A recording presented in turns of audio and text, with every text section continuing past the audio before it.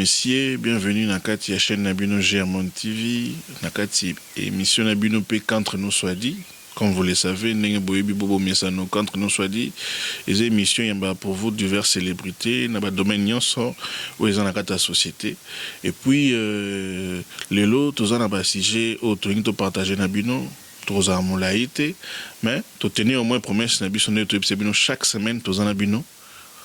Pour tous tourner calmement et puis batamo rwani rosal souté lelo na kati ya sommet na biso tobeta lisolo ya bandeko oyo congolais nyamulenge oyo ba marché na États-Unis tomeka un peu ko développer pourquoi ba marché est-ce que ba na raison ko marché et puis bit nini o bango bazo réclamer na kati ya marche na bango.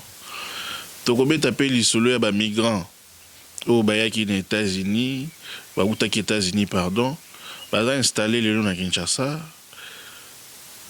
Ba salaki bango reportage, ba visitaki bango et pas ba media eza sur place na Kinshasa. Ba pesi pe ba ngo pe ba lobby ndenge bango ba se sentir na kati ya kin. Tomeka pe ko développer yango et puis tokobeta pe lisolo ya ndenge nini ba media na biso pe lisusu na kati ya culture ne bato bazo bebisa tomeka pe ko développer secteur wana et puis toucher 2-3 points en société ba réalité au bandeko na biso bolekisa kisasa tomeka koyeba pourquoi yo sala mabongo parce que ba kondi bazomona to bazomona te.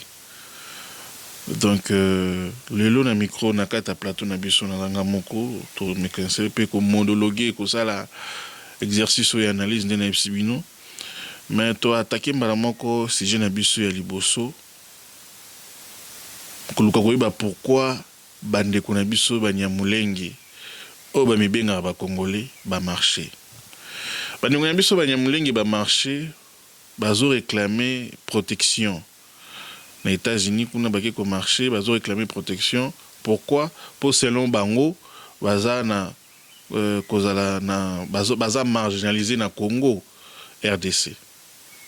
Mais posons-nous des bonnes questions. Est-ce que bateau baza minoritaire na Congo ezaka bango? Est-ce que bateau baza na ba souffrance na Congo ezaka bango?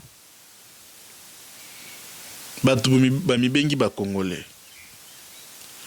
Président Félix Tshisekedi a reconnaîtra que Banyamulenge sont des Congolais. Pourquoi pas qu'on s'intégrer na Congo? N'est-ce pas mon abandé comme sous d'être ici à ta na mikilia poto sika tozali au commis au s'intégrer sur le ligne peut plus tard au changer nationalité mais il faut vivre selon mes beko na ba principe ya mboka oyo yo komeli. N'enge bango pe faut pas vivre. Bango quand il s'agit de respecter Mibé qu'on a le principe ya Congo, là ils sont plus Nyamulenge, là ils sont devenus battu à nationalité Moussous pour nous indexer le pays Moussous. Mais quand il faut réclamer des choses, on a bazongi ba congolais, on a baki ko organiser ba marche, on a baki ko sala ba sit-in. Ndé il faut interpeller pe bato yo bazaka autour ya chef de l'état na biso. Bato ba pesa mokonzi na biso papa Félix Tshisekedi ba conseil ba monaka ndenge nini bato oyo bango ba revendiquer que ba congolais mais en même temps ce sont des mêmes personnes ba qui senga démission mokonzi mboka na ebité so vous comprendre les kambozo les kanakati wana bango ndekaka président soutenaki bango ce sont les mêmes personnes ba qui senga démission mokonzi mboka soi-disant ba protéger bangote baza marginalisé mais ba poser moko ya ba manifestante question oza congolais oui na congolais mais est-ce que armée rwandaise ezo agressé Congo okoloba nini pona yango sans réponse à opesate il y a des vidéos qui circulent. On pose à la dame la question armée rwandaise agresse le Congo, l'armée rwandaise basali insurrection na kata Congo, yo étant que congolaise oko reprocher nini na Rwanda azo lobelo côté azo kokate parce que yo mibengi congolaise quand il faut reprocher un autre pays ou bazo attaquer pays na yo wana oza malobate wana ozo ko lobate ozo pesa ba exemple kaka ya mabe oyo mokonzi ya mboka salaka. Mokonzi ya mboka aza mutu ye mutu agérera pays mais agéra yango accompagné na bato oyo apesaki bango confiance. Donc sur ce, nos frères et sœurs Nyamulenge, essayez de vous prendre en charge, comme j'ai dit. Prenez-vous en charge en vous intégrant na katia ba principe peu respect à la constitution et à Congo. C'est ça qui est important. Pour na Congo on a tous na bato pe ba benga ba pygmée. Bon pe ba minoritaire. Si vous voulez ba pygmée ba ke ça la marche quelque part, to ba ki revendiquer makamo boya lolenge obino bosali wana. Et puis bino bosali aux États-Unis, bosali en place au ba monde donc place de la lumière pendant qui talata la mokili.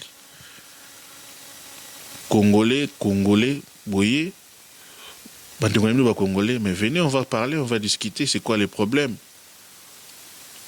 Mais Binotin, vous avez tenu à faire votre marche, et puis apparemment, votre marche en haut, ça qui peut financer na batum sous bazaki na mauvaise foi pour na Congo. Pour preuve, ils allaient dans ma vidéo, batum sous baolo baki bazu ba $500 na bango. Bazu ba $600 na bango, mais sous babi qui bakutani na ba terrasse na bango après qu'on mélande ba marche. Il y a des vidéos sur TikTok. Donc bandeko Congo est un pays na biso nyonso. Et puis ba jeunes congolais faut se prendre en charge. Et si quand il faut se prendre en charge pour monter Congo RDC koleka yomoko congolais azati. Faut linga pays na yo ne ba pays bande comme susu ba linga ba pays na bango. Donc bande kona biso ba pygmé bazawana ba sala ba manifestation envergure wana te mais le but qui baza minoritaire te bazawana na Équateur ba équatorien je pense aussi bango pe OK kuna à part ba pygmé tout ça pe suna ba tumsusu bazawana na bosani tribu yango mais baza pe minoritaire. C'est toujours de ce côté-là. C'est toujours de ce côté-là. Bien évidemment, c'est pas tout le monde, c'est pas tous les Nyamulenge qui sont contre ou bien qui fonctionnent comme ça. Mais la majorité est au Bolaxabiso. S'il vous plaît, nos frères Nyamulenge, montrez-nous aussi que vous aimez le Congo parce que le Congo vous a accueillis. Peu importe les difficultés, mais vous avez été accueillis par le Congo et vous êtes restés. Donc, montrez-nous que vous aimez vraiment le Congo. Et que ça l'habille bien, que vous avez l'oromoko ya kitoko pour la génération future, pour la génération oezoya. Ba monake, binope de votre côté, bobongisi pe mpandi bozala akuna parce que binope bokoki ko bongisa. Et ça a été le gouvernement a ba gouverneur en place bozarakuna, a ba député bazarakuna. Bango pe ba ko ça effort et bonga. Donc c'est un peu ça. Et puis to tapé to continuer le solo il y a ba migrants au ba outil Amérique, au ba vivre aux États-Unis. Bon en tout cas à moins que boy langai et le comment ils ont contredire mais à ma connaissance États-Unis bazana étendu à 9 millions ce qui combien de mètres carrés. Bah donc ça veut dire que baza munene koleka Congo balebele to kota na États-Unis ataba 4 fois. Voilà 54 états bazawana 9 millions ce qui combien de kilomètres carrés des États-Unis. Mais États-Unis a préféré à Batou au bazaba migrants à Tina na Congo. Au Congo et acquérir bango. Bon, Congo et acquérir bango. Qui va prendre soin na bango? Balobi Congo. Et Oyamba bango, oui. Maintenant, on doit soin na bango. Ce sont les Américains, ça c'est vrai. Mais après, tout les pays ne se fonctionnent. Toyebi ba continue biso ne ba fonctionner. Tant aux États-Unis ont na mbongo pour équiper ba migrants ana. A tina na maboko ba migrants et ole kanakati ya ba et association et les kanakati ya ba institution étant comme maboko ba congolais fonctionner ndenge nini et go fonctionner ndenge nini déjà ba migrants au ba koma na Kinshasa l'un des a sali interview na média ezaki sur place a sali ba déclaration à lobby que vivre na Congo est pas si pour Congo est un pays moko très dangereux selon lui. Mais réfléchissons un peu. États-Unis la grande puissance. Ba matériel nyonso sophistiqué en monde. Ba service nyonso ya makasi za États-Unis biso stoyebi. Mais États-Unis les manana bato. Et l'ongla bango Amérique et tina bango na Afrique. Est-ce que bozo mona ngonde nini? Et là au moins teza bata manase wana. En tout cas moi je me pose des questions.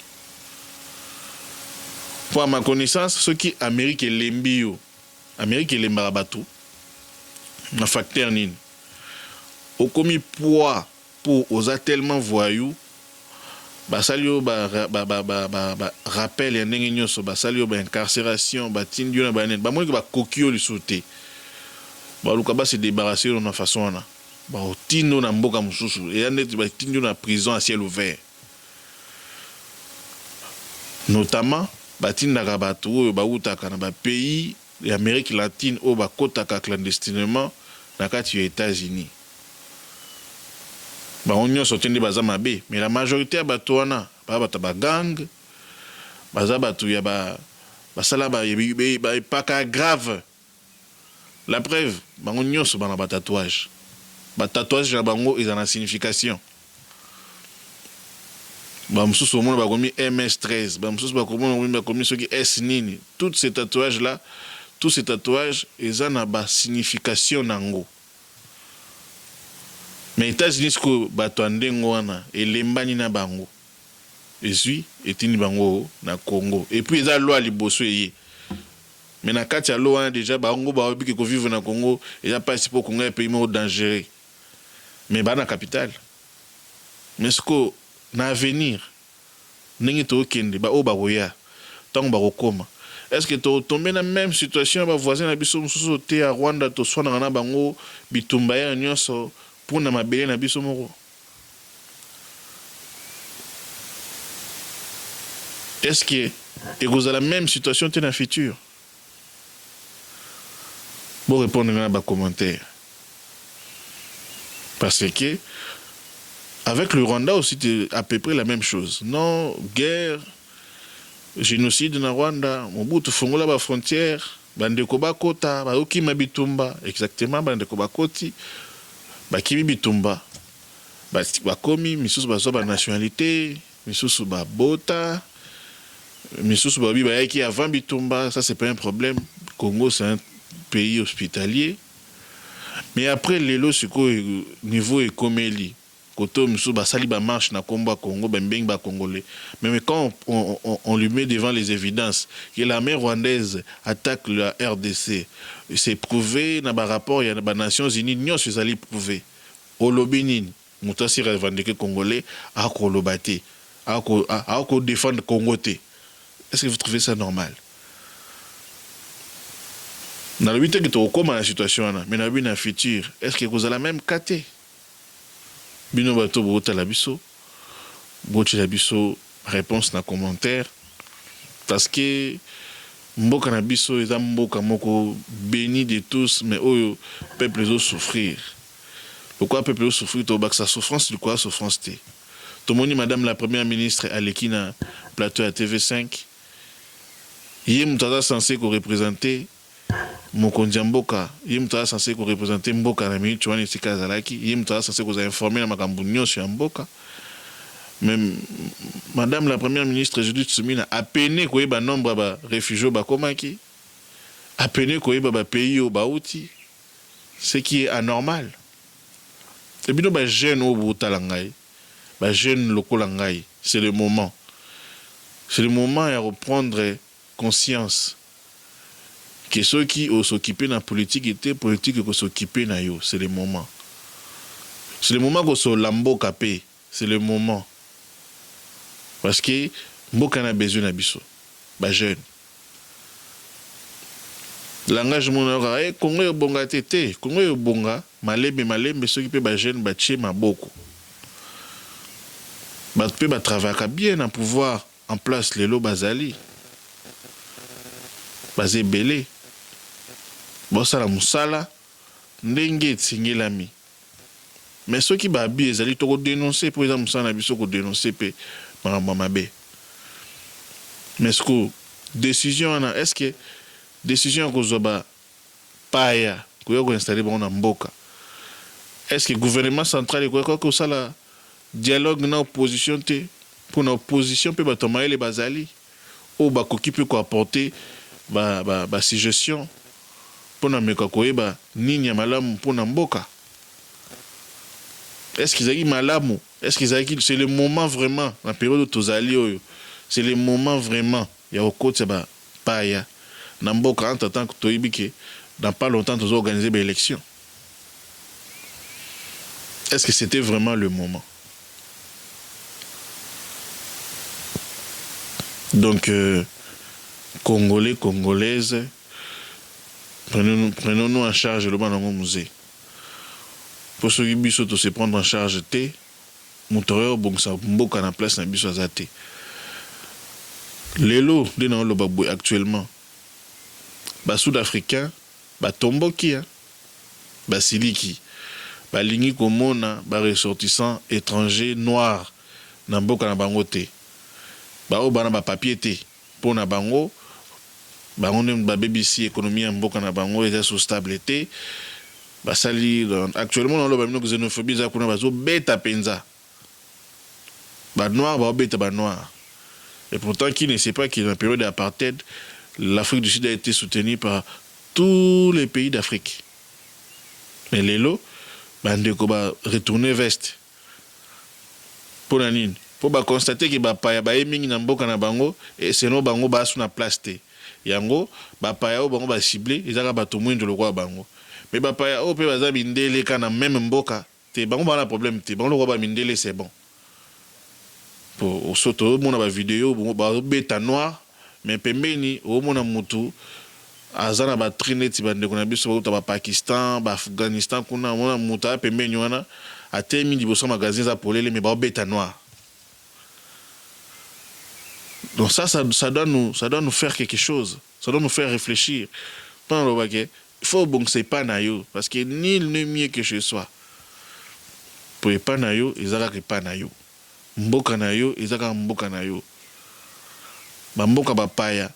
Tous autres exemples na bango. Ba yambara biso, toye tomoni, mais tant to zonga pa biso photo lokape to appliquer. Nini oyo to monaka libanda. Ba conception mboka pe. Bo meka ko salango. Donc pour nous on a décision un peu migrants les a kolobake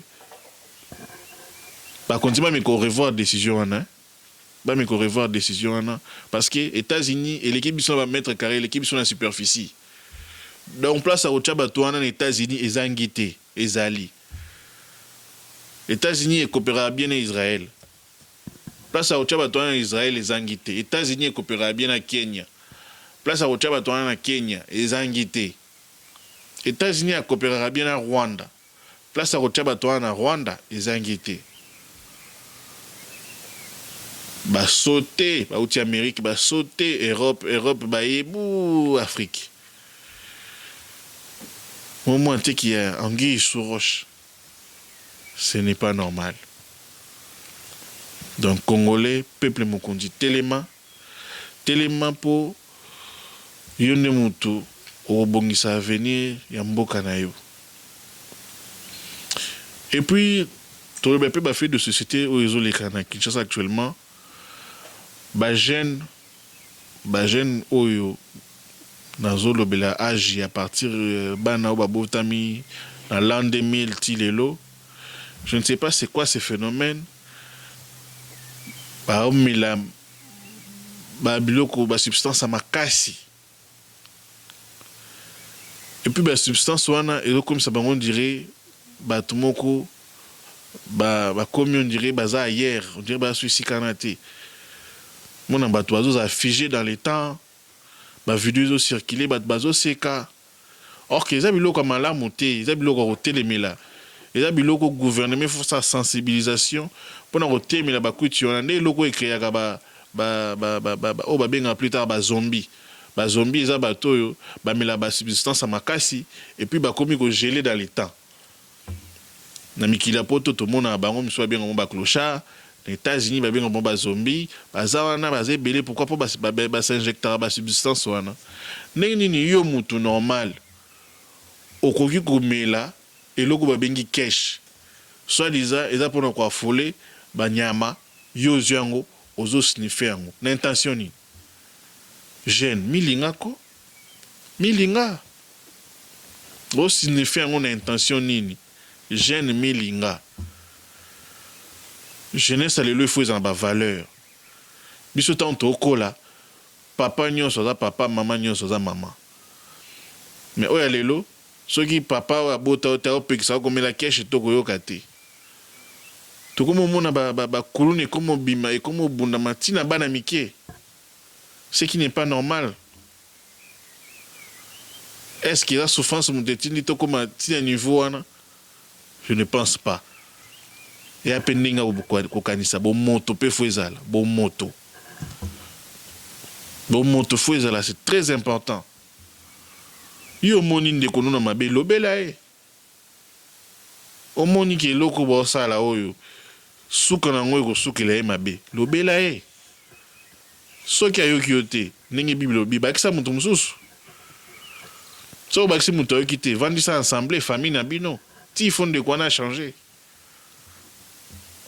okemela eloko oyo afolaka banyama yo oza nyama te oza moto omilingi te omilingi te raison musala eza te soko musala oya ndenge nini yo sosi omeli bongo otikali figé dans le temps okomi lokwa zombi musala oya ndenge musala ebongaka ata ozo entreprendre quelque chose yango félicitation na baya tu babetaka kayu na kino wana baya tu basalaka effet baya tu batekaka bamai baya tu batekaka basalaka basirage baya tu batekaka na bakabine bamamo batekaka na bawenze donc courage oza mpenza baguerrier po bopona vi ya facilité te bopona vi te obimisi machete okati moto auti onyoka mokati ozwi obimi yanke te si omeli babiloko oyo afolaka banyama bakeshe soki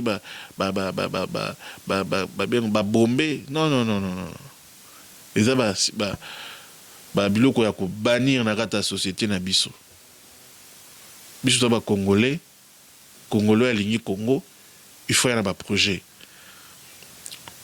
jeunesse yango wana président Félix Tshisekedi apesi chance apesi besoin na président ministre ya jeunesse président Tchaki madame Grace Koutino oke na bureau na ye oza na projet okoti ici projet ezalaka teke eza soki ya envergure nini baprojet ya lolenge na lolenge ezali okoki na bureau ya ministre de la jeunesse okoti projet na oyo bakoyamba yo ministère ya jeunesse eza wana mpe moto ya ministre aza jeune donc forcément il faut ayoka bajeune baconférence ezosama na Kisasa ensemble ezosama na Kisasa participer kende kose cultiver yekola koyoka balabla te yango nde moto ekozala important mpona lobi na yo mais soki mipesi na badistraction omona te ke futur na biso ekozalaka même bato bagéraki na époque ya Mobutu bango mpe kaka bakocontinue na époque ya Mzee Kabila bango mpe kaka nde bazalaki na époque ya Joseph Kabila bango mpe kaka misu nde bazongi na époque ya Félix Antoine Tshisekedi et puis yo bando déclarer kaka bango te po yo fournir réforme otin ti otalaka bango mpe bakocontinue kosala mais soki yo fournir effort esika bango balobi a yo poyebi te lelo totie nano b et puis b yango défendre yango valablement mais moto nyonso azala obligé à accepter parce que mosala so eza malamu mosala soki eza bien bandeko bamarché bandeko basali makambo ebele mais congolais ya solo aolinga Congo en âme et conscience na badifficulté nyonso tolekisaka mboka na biso tolinga yango donc bomemama badistraction te botala mambo ya mboka les lots comme il y a débat il y a changement de constitution et constitution qu'on changer et il faut pas renouveler il faut pas ça la révision donc mon amutation na monaï mais est-ce que yo n'a pas na yo ça nini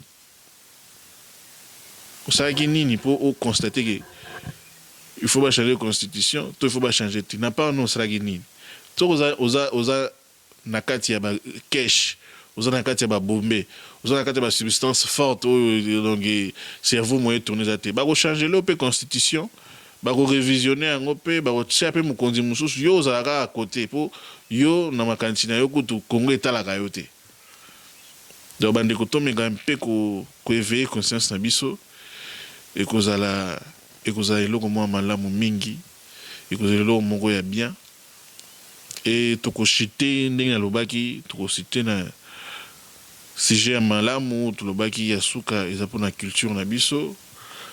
Quand on parle de la culture on parle de la musique et bien d'autres choses bien évidemment mais tolobela mingi musique mpona koshite je pense que ezaki sujet na biso ya suka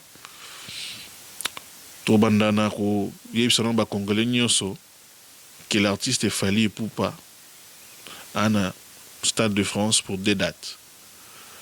Donc, les 2 dans les 3 mois à la Stade de France. 2 Stades de France où il fallait que Tawana a besoin de soutien congolais, a besoin de soutien africain. Montignon sur somba billet na yo pour les 3 mai dans les 2 mai na mon billet monsieur Zongaki somba billet na yo qui nous soutenir artiste Fally Ipupa. A besoin il y a soutien, il y a congolais.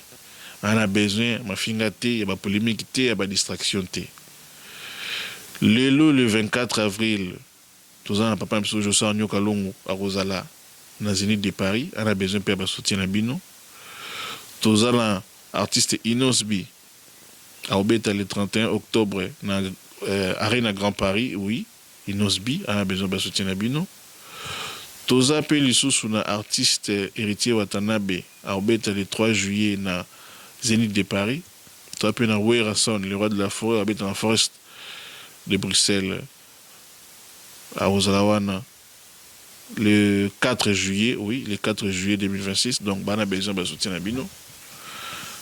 Tu as pu l'artiste émission Ferregola au Beta, le 11 juillet, dans Angleterre, dans Londres, à peine besoin, il y a soutien à Bino.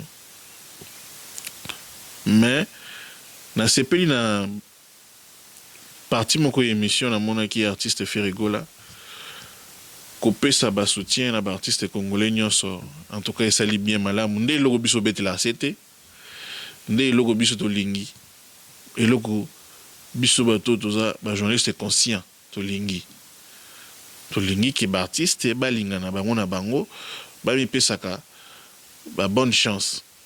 Baza obligé de baser la copain copine baza na ki camaraderie makasi non mais au moins baza na obligation qu'on se respecter pour musala il faut respecter baninga yo pour vous respect wana pour baninga pe bazali ba se respecter botie bango de côté bien vous continuer nzia na bino pour bango mo bayebi ke mambosa la malongati mais ils font ça exprès donc félicitations à l'artiste wana ndinga pesa ki ba force na ndeko na Fally Ipupa na bagrand na Weyerson Koffi Olomide et ça là qui malamu mingi bien que ba chroni mafinga bato bazanga mambosala bato baliaka na polémique ya polémique eza destructive bato basala makambo pona ayebi ke soki aya a critiquer ba opese mbongo. Mais pourquoi bandeko na biso bazaka na ba média na poto la majorité na moyo nde balinga makambo eza essentiel te. Ce n'est pas bien. Tout mais quand c'est professionnalisé. La preuve Fally pour passer les soirées pour na lancer album na 2X XX pour na lo bango bien. Ba tunyo so na ba konima finga nyoso ba go réagir. Après sortie bibliothèque à faire tout le monde a une invitation ben invité ba tiktoker ben invité ba youtuber ben invité ba to bazana impact ndenge bango balobelaka te mais fallait pour papier si bango crédit. Pourquoi? Pour bango baza na insanité te. Ba fingaka te image a fallu que za collé na buzoba te. Ba lo baté moni a tourna qui vendredi à lobby buzoba samedi on a na soirée à Fali. Donc bande comme ça ba congolais ba chroniqueur totika aspect wana to lemba o marteler sur yango te. Totika to évoluer. Yamba ba invité beta ma solo carrière invité aux anae beta ma solo ya mboka beta ma solo ya culture eza eloko moko o eza ke et qu'on faire propulser travail na yo.